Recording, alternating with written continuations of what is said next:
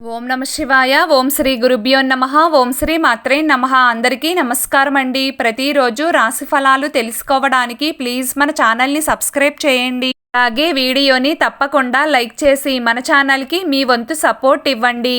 గోచార్య రీత్యా తులారాశి వారు ఎటువంటి శుభ అశుభ ఫలితాలు పొందుతారో తెలుసుకోవాలంటే ఈ వీడియోని స్కిప్ చేయకుండా చివరి వరకు చూడండి. తులారాశి వారు ఈ రోజున సాధారణమైన ఫలితాలనే పొందుతారు. వృత్తి, ఉద్యోగ మరియు వ్యాపార రీత్యా లాభాలు అంతంత మాత్రంగానే ఉంటాయి. కెరియర్ పరంగా రాంగ్ డైరెక్షన్లోకి వెళ్లే సూచనలు కనిపిస్తున్నాయి.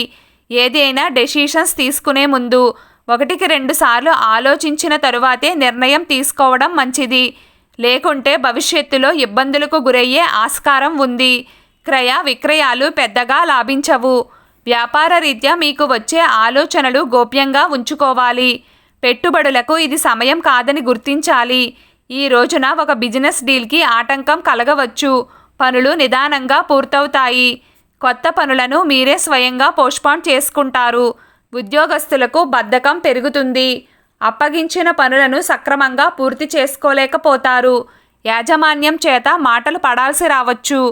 అందుకే తులారాశి వారు ఈరోజు బద్ధకాన్ని విడిచిపెట్టి చురుగ్గా పనిచేసే ప్రయత్నం చేయాలి. దృష్టి దోషాలు అధికమవుతాయి. ఇతరుల వలన మోసపోయే అవకాశాలు కూడా లేకపోలేదు. ఎవ్వరిని గుడ్డిగా నమ్మవద్దు. ఒంటరి ప్రయాణాలు చేయకండి. ఉదయం వేళ ఆలయ దర్శనం చేసుకుంటే మంచిది.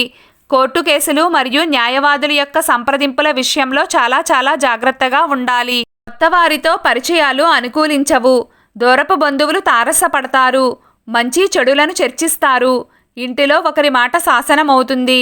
మానసిక ప్రశాంతత తగ్గుతుంది. జీవిత భాగస్వామితో మనస్పర్ధలు నెలకొంటాయి.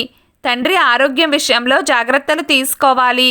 అనారోగ్యం మిమ్మల్ని బాధిస్తుంది. డాక్టర్ని సంప్రదించడం చాలా అవసరం. ఈరోజు తులారాశి వారి అదృష్ట సంఖ్య 5. ఈరోజు తులారాశి వారి అదృష్ట రంగు ఆకుపచ్చ రంగు. ప్రతిరోజు మీకు ఇష్టమైన దైవారాధన చేస్తూ ఉండండి. అంతా శుభం కలుగుతుంది. ఈ వీడియో మీకు నచ్చినట్లయితే ప్లీజ్ లైక్ చేయడం మర్చిపోకండి. అలాగే ప్రతిరోజు రాశి ఫలాలు తెలుసుకోవడానికి మన ఛానల్ని సబ్స్క్రైబ్ చేయండి. నమస్కారం.